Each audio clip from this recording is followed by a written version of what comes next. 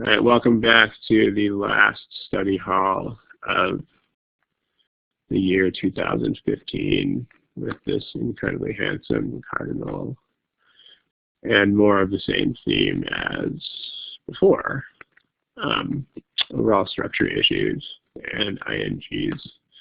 Here's the source attribution. These problems are all from the free GMAT prep software, which is copyright GMAC. And here's where you should answer multiple choice questions. Please do not answer them in the chat box. Please don't do it. Thank you very much. All right, let's do one of these for your fun and edification. Let's try one. How about that? Right there. Remember where you find multiple choice answers. That would be right there. Give it a shot.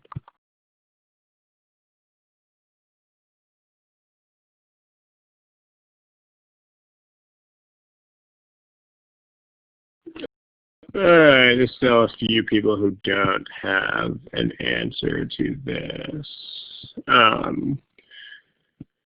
Should pick something. There's a question in the chat box about like timing. You should never think about having a timer on the screen. That's a huge mistake. If you ever have to look at a timer, that means that your time management is very bad. So that's all I have to say about that. But remember that basically time management is, there are only two things that are time management, which are be honest about when you are stuck, and if you are stuck, then move on. That's it. That's all time management is. It's nothing more than that. So, I mean, if you looking at a timer, and you should never keep a timer on the screen either. You should maybe reveal it to 1 or 2 or 3 times per entire section, like every 10 or 15 problems. And even then, you should never have to reveal it. It should just be something that you do as maybe psychological reassurance. Like, I mean, the analogy that I give is it should be sort of like double checking the locks on your door when you leave on vacation. Like it should not, like that should not be something you actually have to ever do. You just do it because you want the psychological reassurance. It shouldn't really do anything because the lock should already be locked, but you're just, you know, checking for the psychological reassurance of it. But, okay, I gotta adjust some text things here. It'll take me about 30, 45 seconds. Hold on a second, sorry.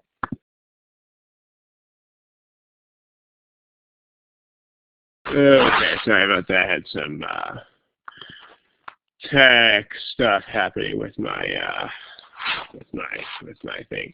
I mean, remember that you should never think of timing on a per item basis because that's going to vary wildly. I mean, it's gonna, you know, there's going to be some problems that'll probably take you like 20 seconds. There's going to be other problems that might take you 2 minutes.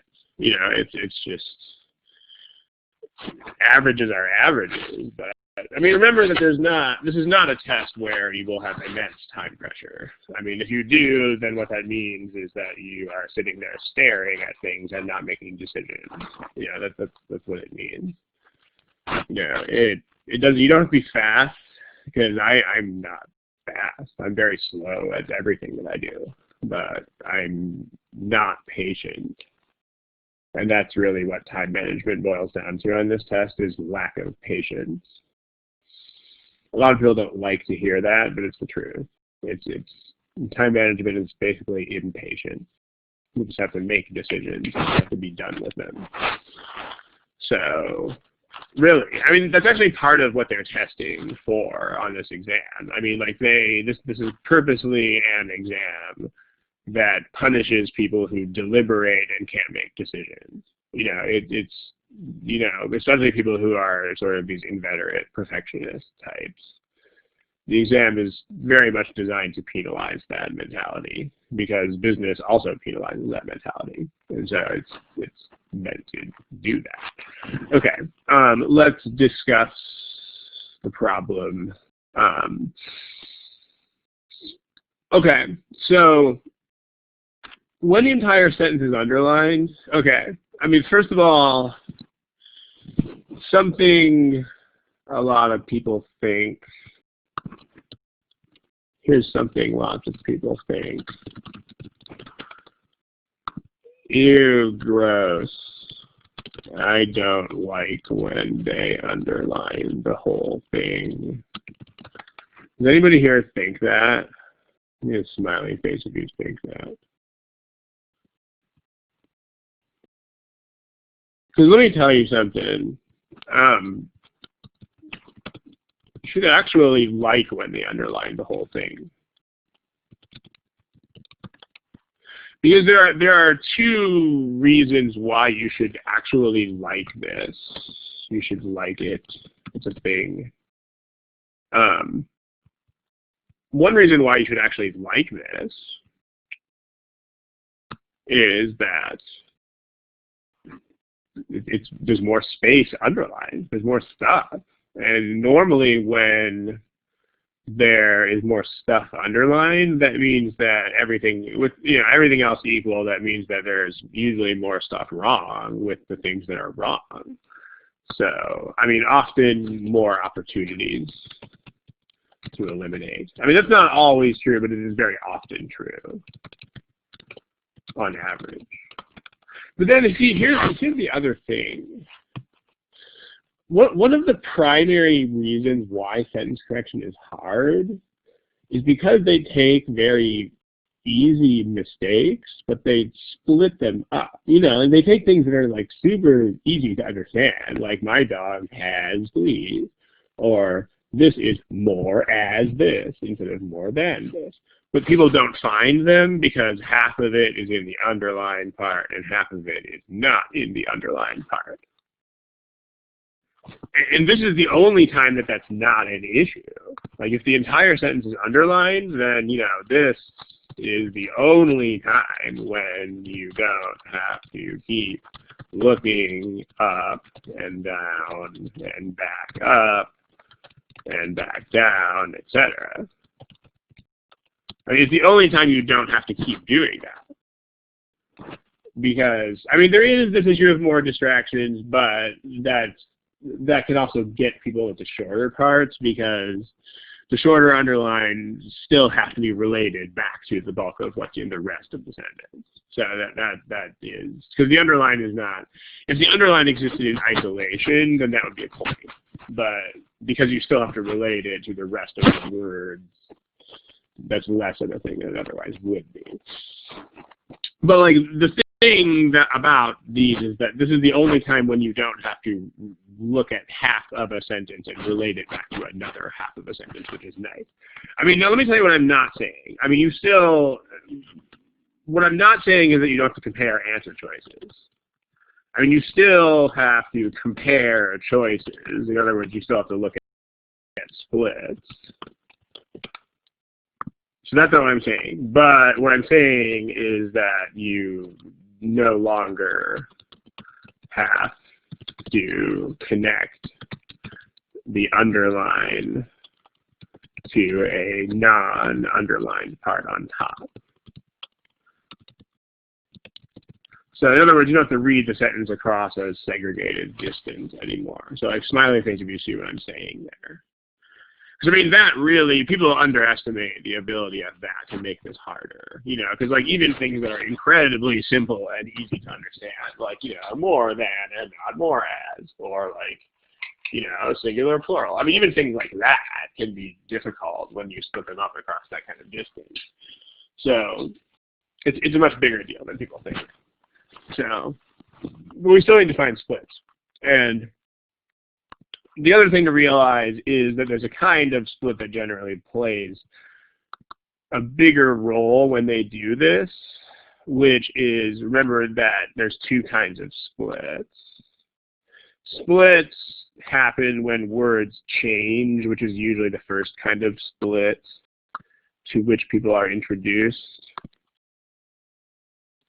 So splits can be words that change, but splits can also just be words that move. words that move are generally more important when the underline is longer. Because this is a lot of the time, this is what makes the underline so long, because they are moving around entire chunks of words. So you should be more attuned to this. Be more attuned to chunks of words that move when the underline is longer. Okay, so let's think about it from that point of view. Chunks of words that move, but in general, just looking at splits like we always do. So, all right. So here's the bones. The bones start this out. There's the bones, but then the bones are here, and then the bones are, whoa, that's not even until down here. And then here's the bone. Okay, let's go back to step one real quick. What is step one of every sentence correction problem all the time ever? What are we saying? Okay. Not necessarily a subject-verb check. Nah, that comes later. But yeah, what's the message?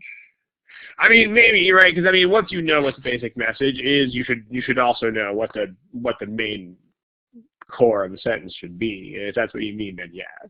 Like, what should the main sentence, like, what's the main message? Like, what is this sentence mainly telling us? What is the central message of it? If you can, you could figure out, yeah, the main message is that the bones of this dinosaur have been found. And then there's this like extra stuff.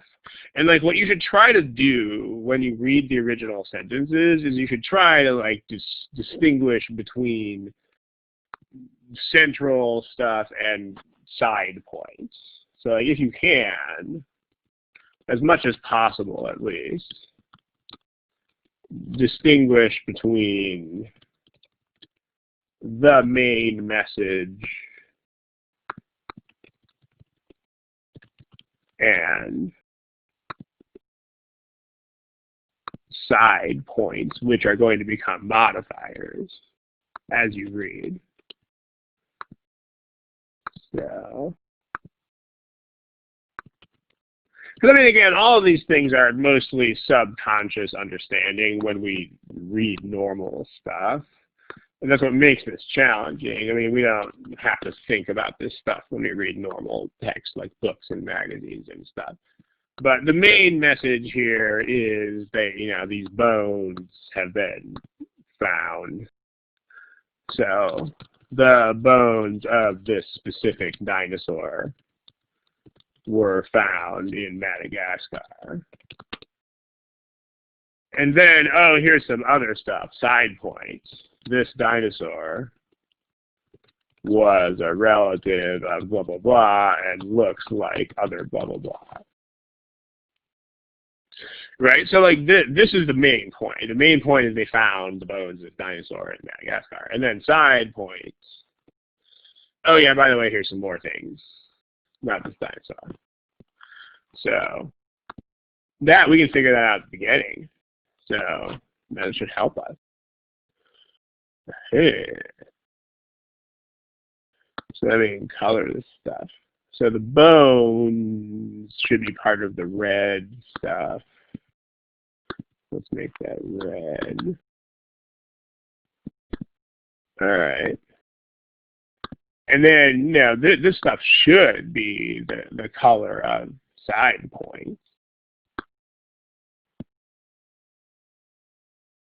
Because these are the side points. We can analyze those later. But this is what, this stuff that I'm doing in this like aquamarine type of color shouldn't be the main message. So, okay. And the main message should be the bones have been found. Bones. All right.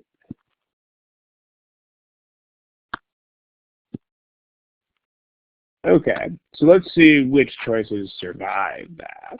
Like the point is that the red part should be, from step one, which is what's the message.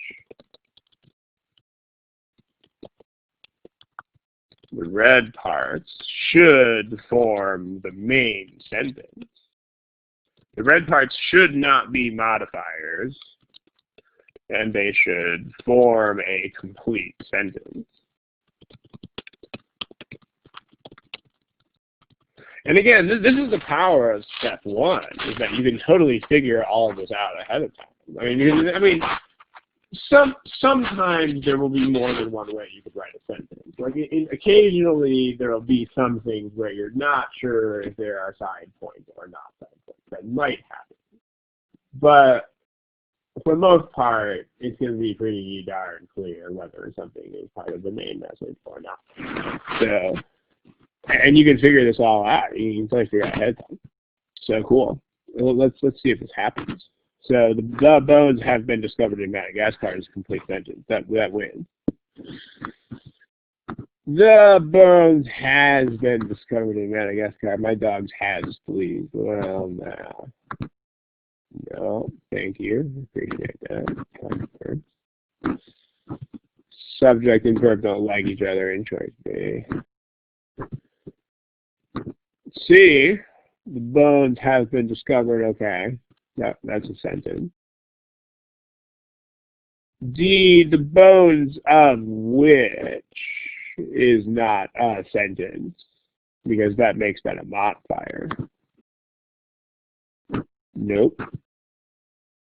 And then the bones of a bleeding desk have been discovered. Okay, that works. So, but in B and D, they're not a sentence. B, it's not a sentence because the verb is not the right verb, and D is not a sentence because it's not a sentence at all. It's a modifier. Okay. Now, where do we go from there? Anybody have any suggestions as to what we should look at next?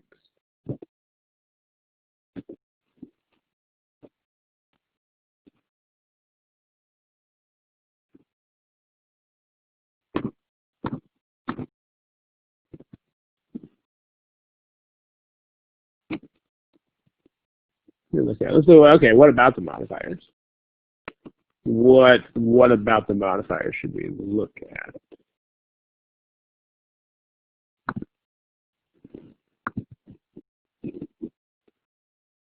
All right. Which, when you say fragments, what is your clue that you should think about that? Because remember, you should never be thinking about stuff at random. So, like, what is your what is the reason why you are thinking about that?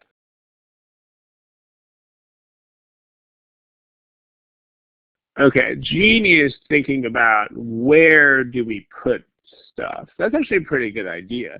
Because, okay, again, when we talk about words that move, yeah. When we talk about words that move, a big issue with words that move, in fact, we've had entire study hall sessions where this is the entire focus of the session. When words move around, a lot of the time they get put on the wrong thing. So you should pay attention to what describes what. So yeah, I guess Jeannie points out, right, a distant relative is the dinosaur, not the bones of the dinosaur. So, but what that sentence is accidentally saying is that the bones are a distant relative. That doesn't work. Yeah. So that's one reason to kill E. Antoine, can you tell us some more about fragments?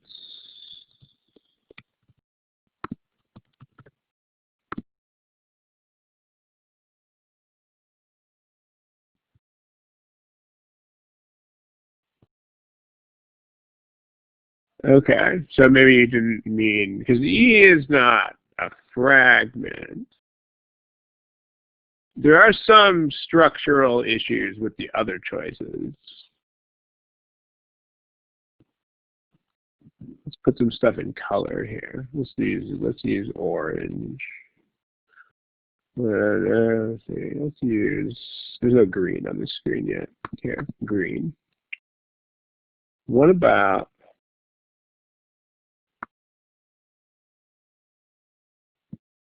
that and that?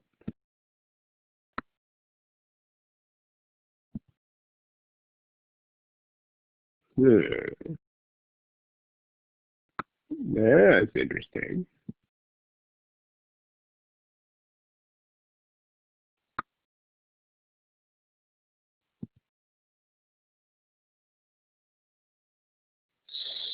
So what's the deal here? I mean, we do need to have parallel structure, but we also have to have something that works. So, I mean, remember, if you have a structure that looks parallel but it doesn't work, then that means it's not really a parallel structure. So, like here, okay. Let me make up an example here. How about this?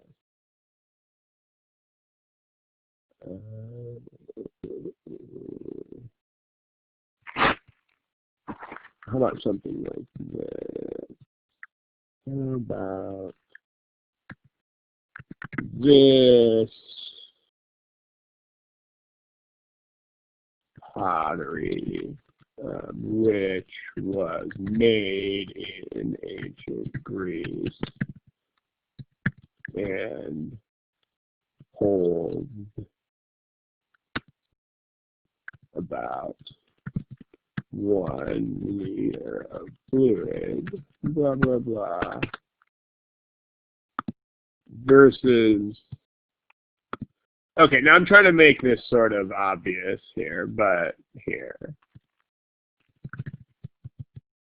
Okay, in the multiple choice area, give me, these are only fractions of sentences, but give me A if that is the one that works, and give me B if that is the one that works. Assuming that the rest of the sentence is fine, like the part that is dot, dot, dot. Assuming there's no problem in the dot, dot, dot part.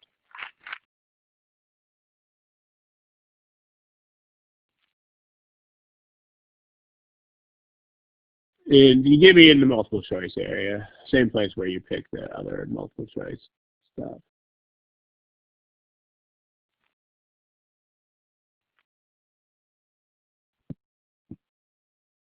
Like not in the chat box.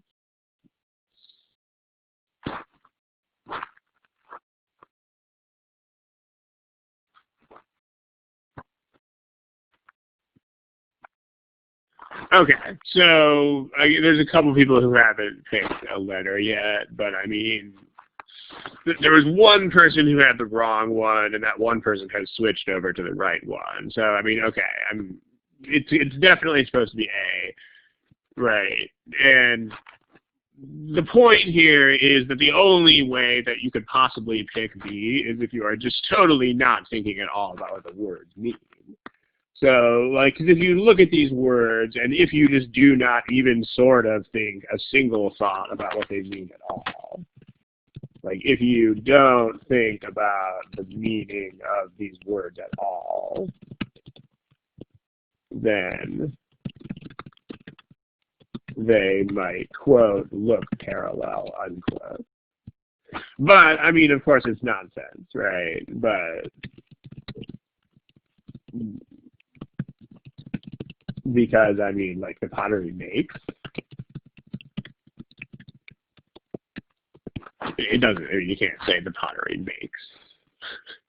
So, but the pottery was made in ancient Greece, yes, and the pottery holds about a liter of fluid, right? So this makes sense. This also makes sense. So we win. So like, the point is that, I mean, this is the reason why step one has to be step one. It can't be step later than one, because everything else, whether it's parallel structure, or whether it's sentence structure, whether it's tenses or anything, it's always subject to what are you supposed to be saying. Because you can't, like there might be words that look like they're really cool, but they're nonsense words. So the biggest lesson here is that step one has to be step one. This is why it's step one. So I mean, whenever everything else is judged subject to the meaning, right? Like everything else has to work as well as possible, as long as the meaning is still right. So meaning that this is not a parallel structure because it is meaningless, is the point. So if we go back to this, I mean, what are we saying here? So the message of this, and I mean, I guess it's not just was, I mean, it is, because it still is. They're related, they still are related, even though they're extinct. And notice how the word resemble is used.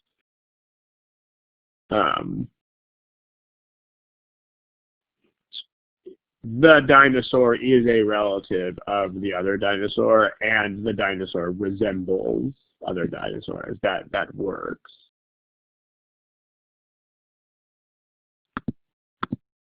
Why doesn't this work? I mean, you probably could resemble. You probably could use resembled in the past tense. You probably could. But where's the problem here?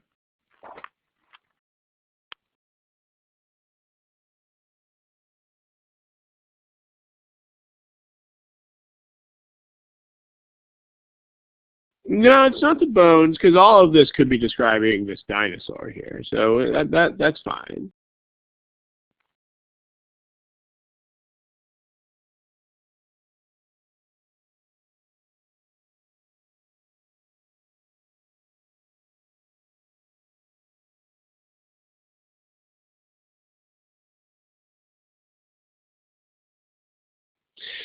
That's getting closer. What Antoine says, because related is not a verb.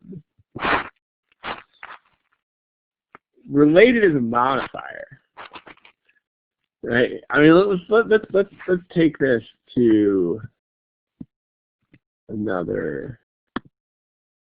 Take this to another thing. Another screen, because when you have parallel structures, they have to be doing the same thing. They don't have to be exactly the same grammar structure. I don't know why it's upside down. Let's turn it right side up. Okay. So here's the problem. Let's just take a look at this by itself. Let's not look at the second part of it yet.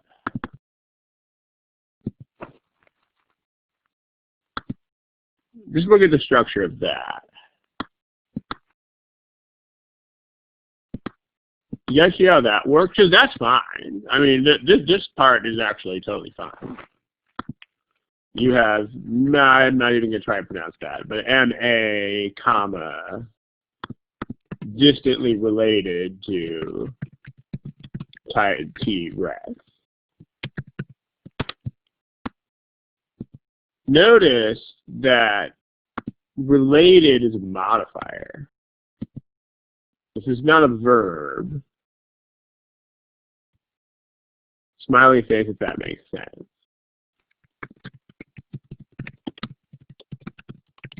If this was a verb, it would be like it was related to, or is related to.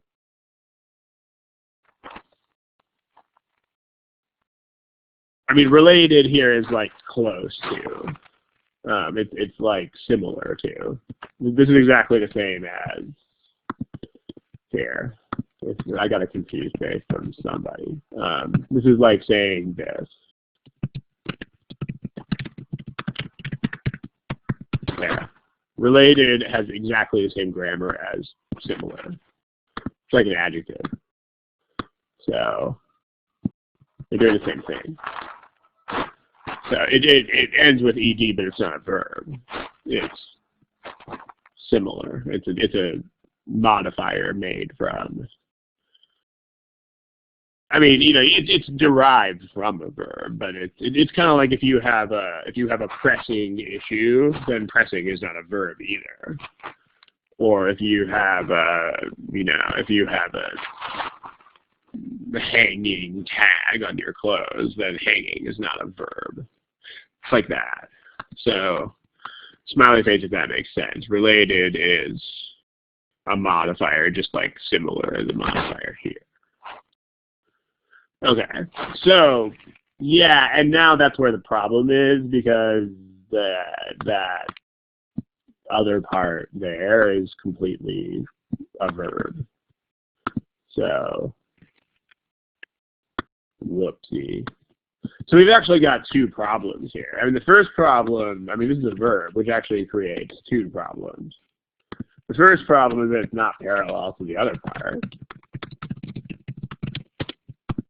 And the second part is that you can't use a verb as a modifier at all.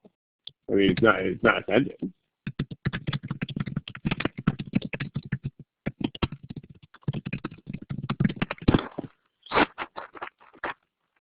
So, why is it a verb? So look at the way they did this. I mean, it has an object. Like, they resemble these things. Like, if you say, here, if you say, I hit the ball,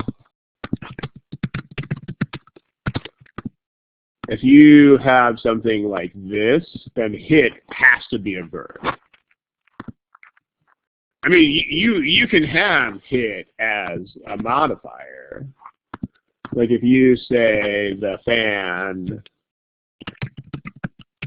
hit in the head by a ball, was taken to the hospital. This is not a verb. This is a modifier. It's an adjective.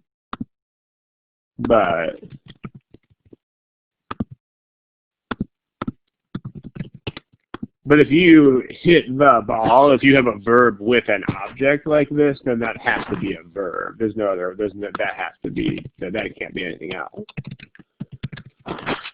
Just because if you try to make a modifier that looks like this, you won't be able to make one. There are no modifiers that look like this, so I don't have an explanation of what that would be, because this is not a thing that exists at all. So, but it's like this is a thing that basically doesn't exist. You're trying to use a verb in a way that's not a verb. Hopefully with these simple examples you can see what the deal is, right? If you have hit the ball, then that has to be a verb. Someone hit the ball. And if you try to use that as a modifier, then it isn't going to work. So, yeah. If it said resembling, then that would work as a modifier. Yes, it would. In fact, if you had a sentence with those two, then yeah, this is a workable sentence. Dinosaur 1 distantly related to dinosaur 2 and resembling many of today's birds is blah, blah, blah. Yeah, absolutely. Because now these are two modifiers. Related to and resembling. Yes, that would totally work. So, yes, it does. Okay. So, but C is definitely not a thing. So that leaves us with A. About that. Neato.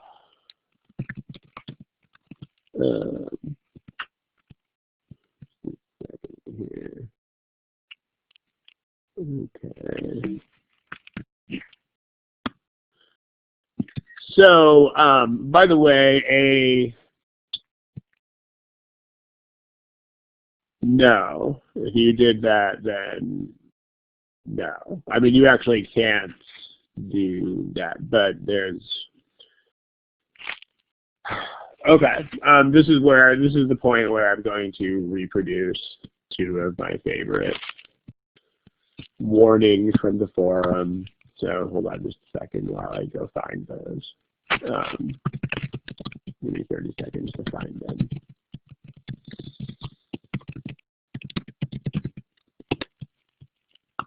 Okay.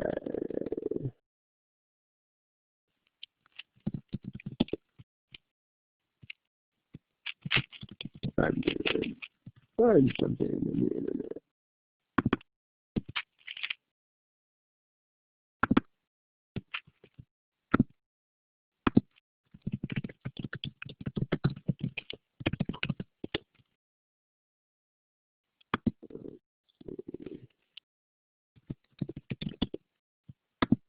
There you go. Here's one of them.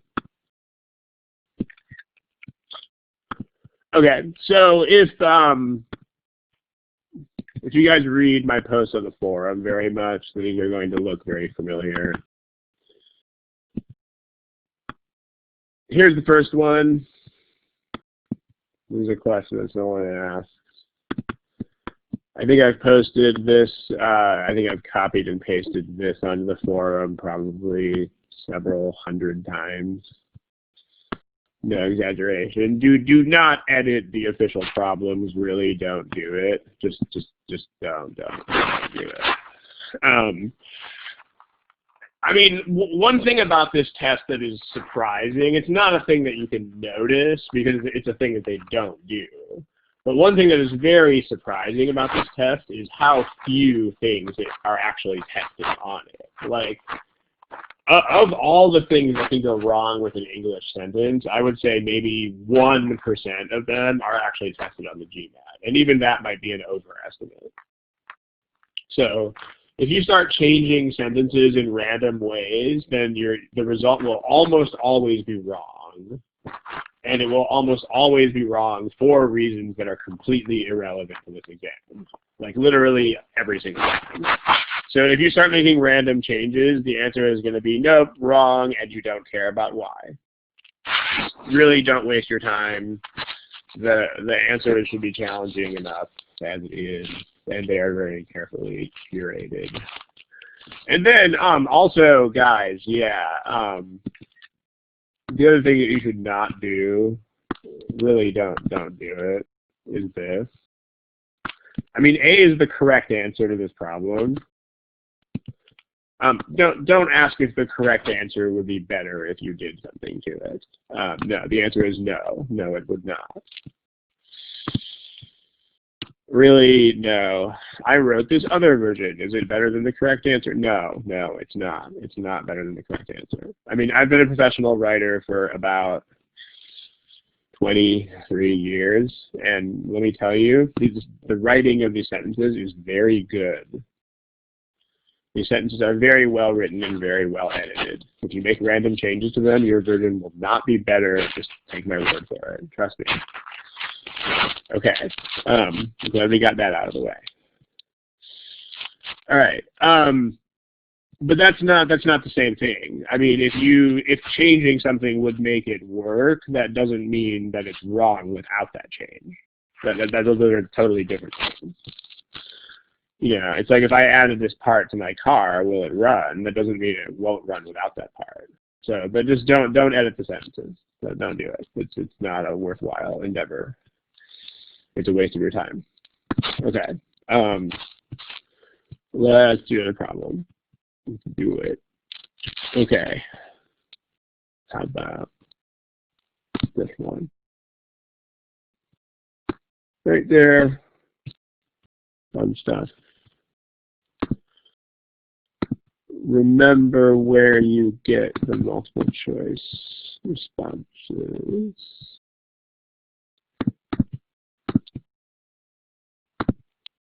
They're right there.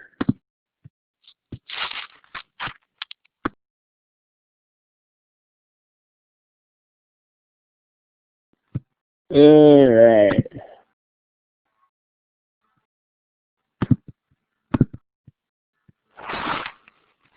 Probably pick something that is a thing.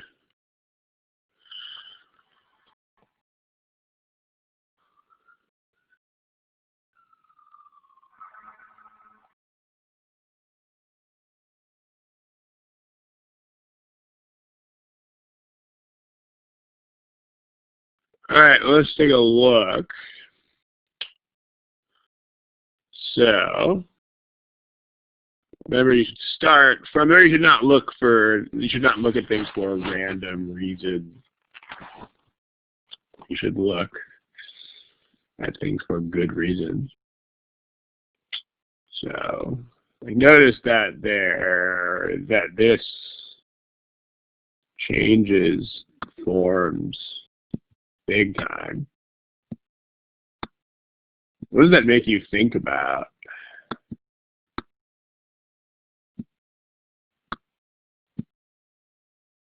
Like when you see those different kinds of forms of that, what should this make you think about?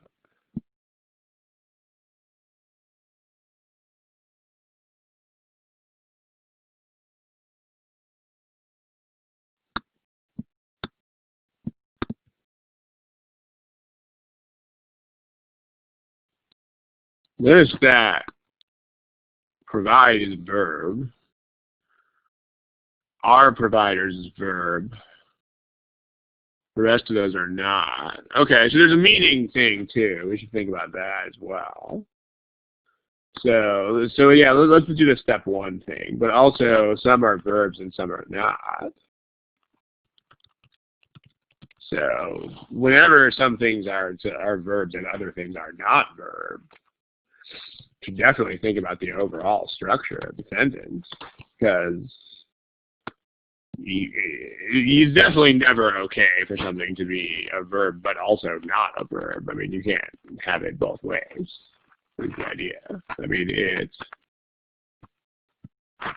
it's going to have to be one way or the other. I mean, if something needs to be a verb, it needs to be a verb. It can't also not be one. Because the deal is that verbs are part of the core of a sentence, and modifiers are not. So it's one or the other, but not both ways. So, but let's go back and do. You see, it's talking about meaning here. So let's talk about step one. So yeah, what's the message? So what do they supply? So they supply drugs. And then, so here's this idea. There are three ideas here. There's the idea of drugs. There's the idea of sources of material and wood. And then there's the idea of employment.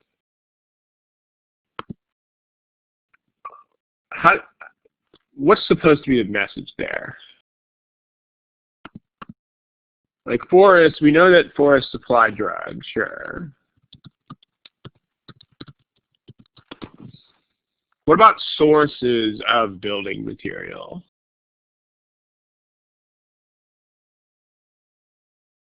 What is the source of building material and firewood? The forests. The forests are the sources of building material. They don't supply those. That's a very big deal. So, like, you would be wrong to say they like supply drugs and sources of building material, because they don't supply sources of building material. They are the sources of building material. So forests are sources of building material and wood. And in that sense, they provide employment for, so as a source of building material and firewood, they provide employment. So, like, in that capacity, as a source of building materials or wood or blah, blah, blah, so in this capacity, in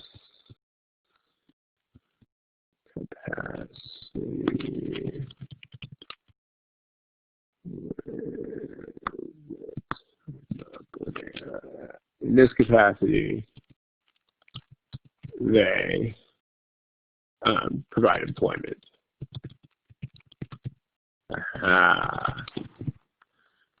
There we go. Look at that. So in other words, step one, we should have a pretty good idea of how the sentence is supposed to be structured. Yes, we should. So, because they do switch up the main construction of the sentence in a couple of these choices. So, but think about how the main sentence should work here. The main sentence should say that forests supply drugs and provide employment. Because these are the two things that they actually give people, according to the sentence, right? And then because they could also say they supply drugs and supply building materials and supply employment. But if you notice that none of the choices are made like that. So instead, the choices all refer to sources of these. So given that restriction, like given that that's what is going on in the available options, we know that sources of building material and firewood should be like an add-on. It should be a side point. In other words, a modifier that's used to support this idea. Because that's where the employment comes from. I mean, they provide employment because they are sources of these things. So there you are. Okay. But even so, I mean, let's say that you don't catch on to that much detail. I mean, let's just say that let's see how far you can get with just, I know that I have to have a complete sentence. How far can we get with eliminate things that are not complete sentences?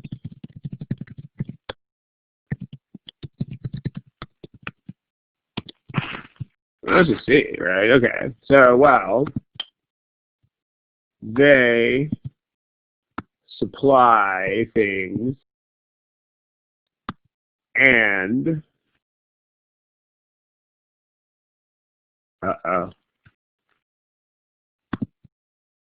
modifiers, right? As sources that provide employment. Whoops. That's not a sentence. Like A is basically they supply drugs and period.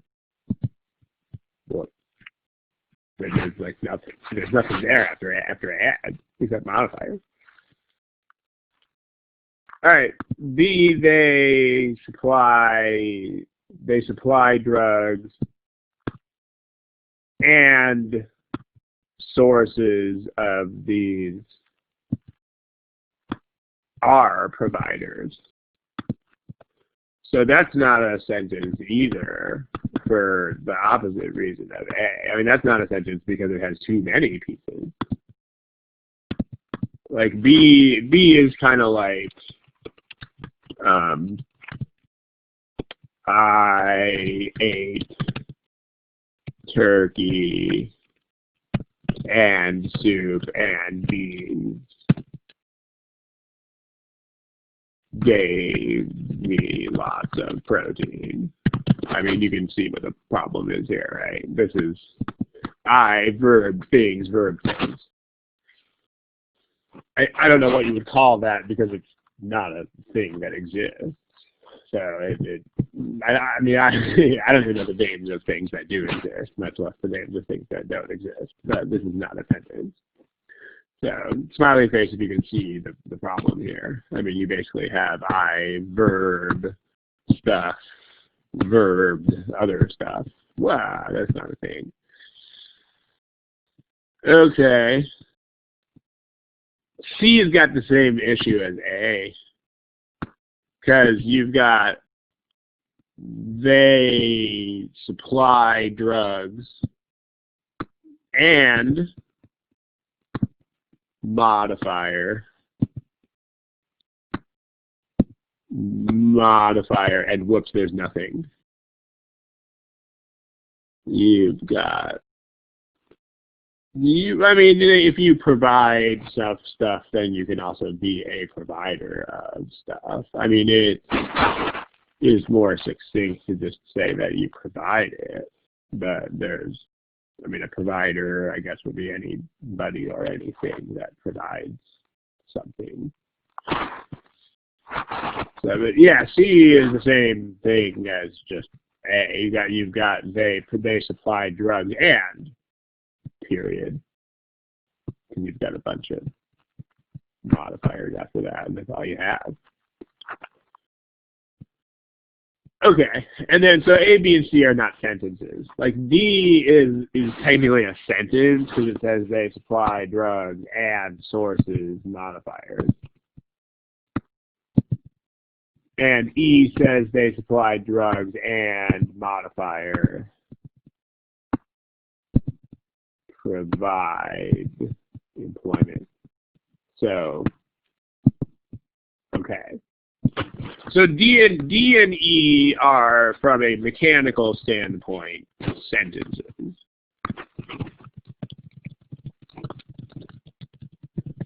The test does not test the presence or absence of commas.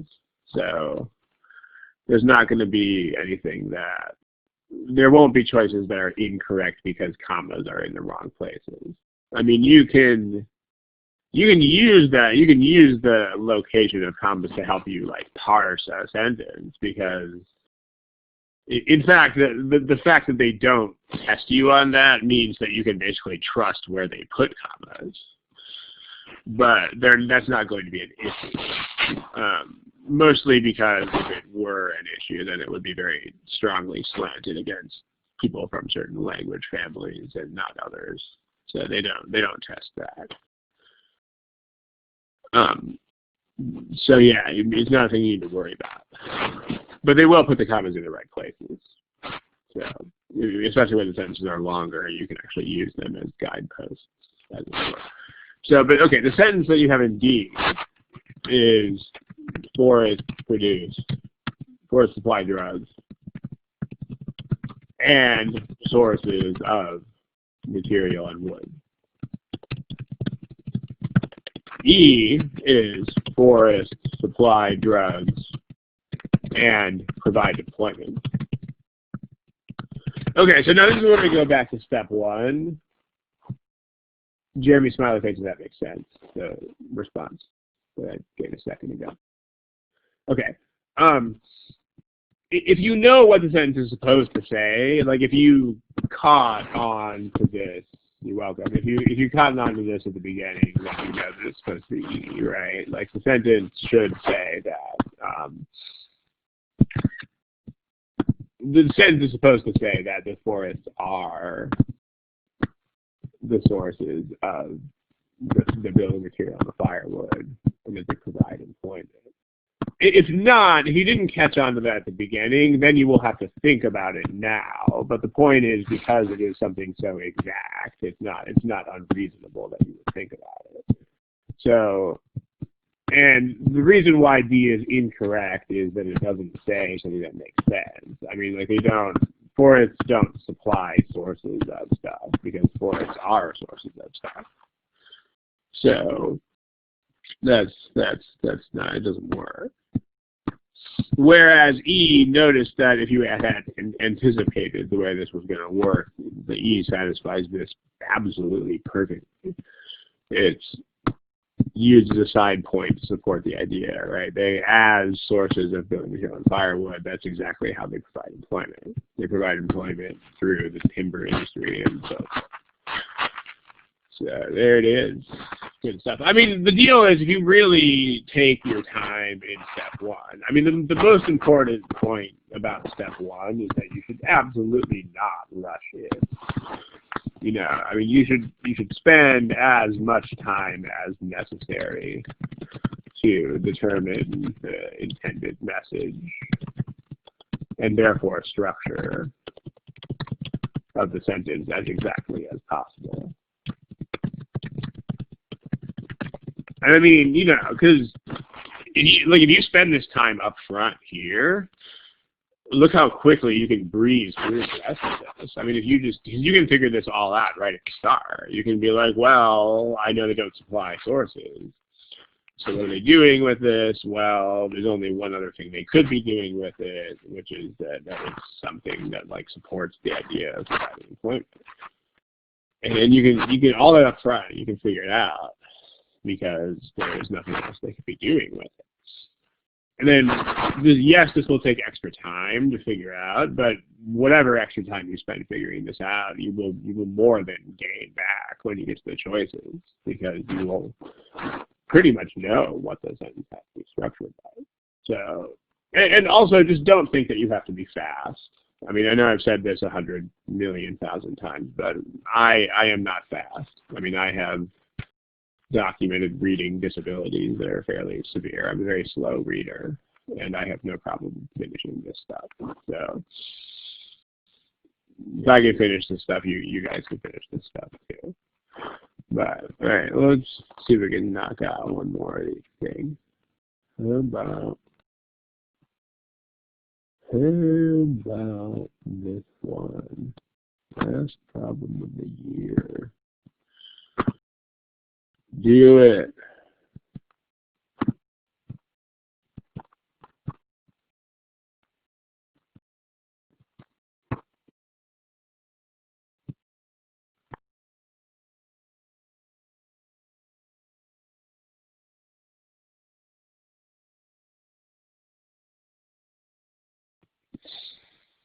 Okay, I should pick a thing here pretty soon. I'll give you like 15 or 20 more seconds. You know, to have something. Pick something.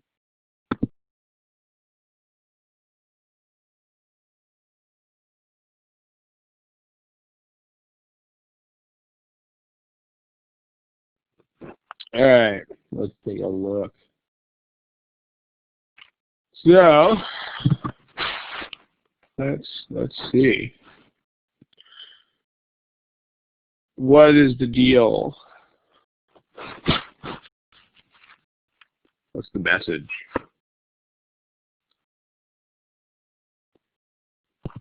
What are you trying to say? There are basically two things wrong. What are they?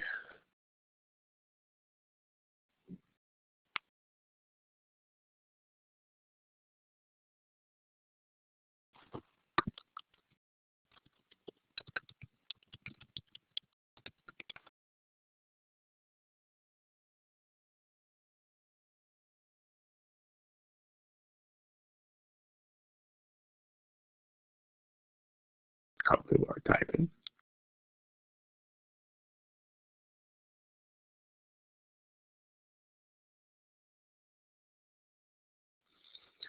Yeah, so there are the two problems are there's insufficient consumption of nutrients,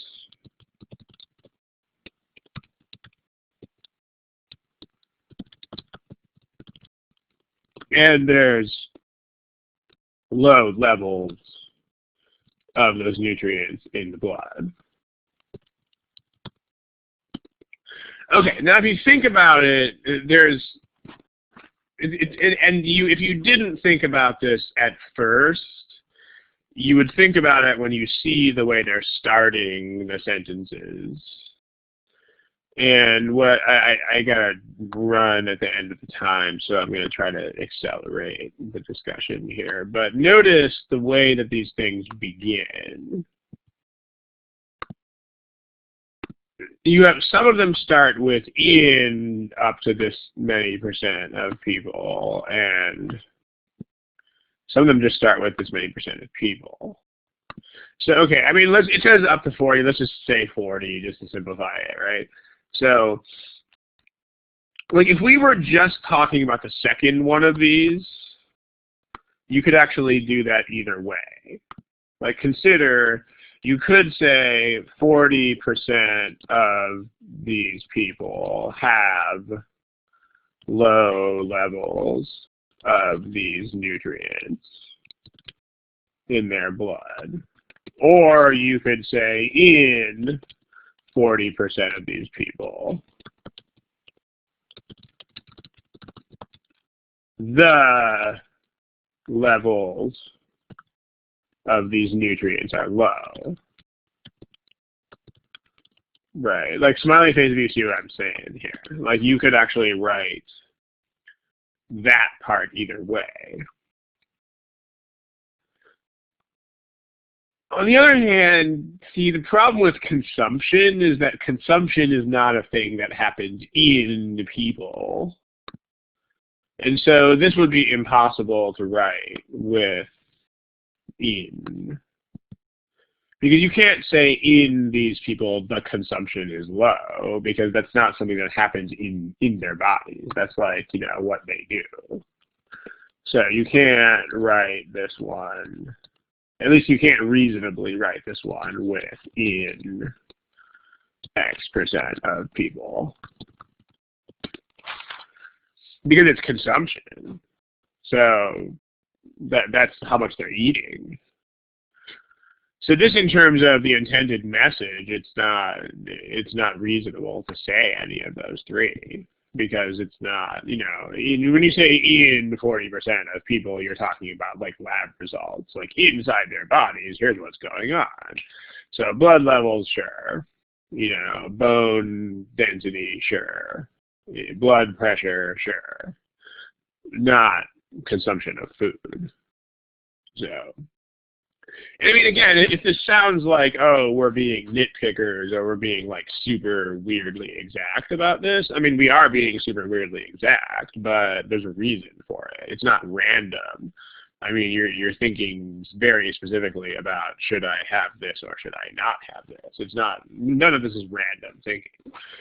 So, and then, so if you think about the messages 40% of these people consume insufficient amounts of stuff or have low levels of stuff. So that would be E and not D. Notice nobody picked D. I mean, D is not even a sentence, because you have modifiers, right? Like D is up to 40% of people, modifier or modifier. I mean, there's actually no verb in choice D at all. Like 40% of people, and then there's just a whole bunch of modifiers, and that's it. Oops, that's not a sentence. I mean, basically choice D is up to 40% of people, period. Whoopsie, not a sentence. As opposed to, that's actually a verb, and that's actually another verb. So you actually have 40% of people consume or have stuff. So, yep. Notice beyond the impossibility of the first thing here, you have further issues with these other choices. Like in choice A and B, you have in these people do stuff. Like, so you're having, let's do that in blue. I mean, so above and beyond the fact that that's impossible in the first place, think about what you're saying there. Like, in these people, they do something. So that's like saying inside these people, they do. So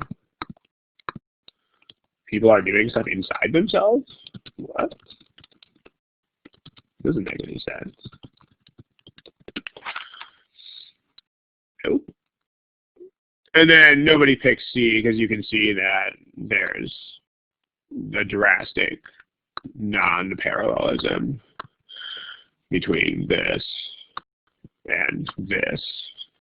Those are not even sort of parallel. And there it is. But just notice the most important thing is the power of step one, right? Like you can figure out pretty much exactly, again, how the sentence is supposed to be structured before you even embark on exploring the choices. It's pretty neat. All right, that's it. Thank you. So best wishes for the holiday season to everybody. And the next one of these is not until I want to say January 13th or 14th or whatever that date is. So hope everybody has a most awesome holiday season and safe travels if you do travel. And that's it. Good afternoon, good evening, good night, good luck, good everything, good life. Take it easy.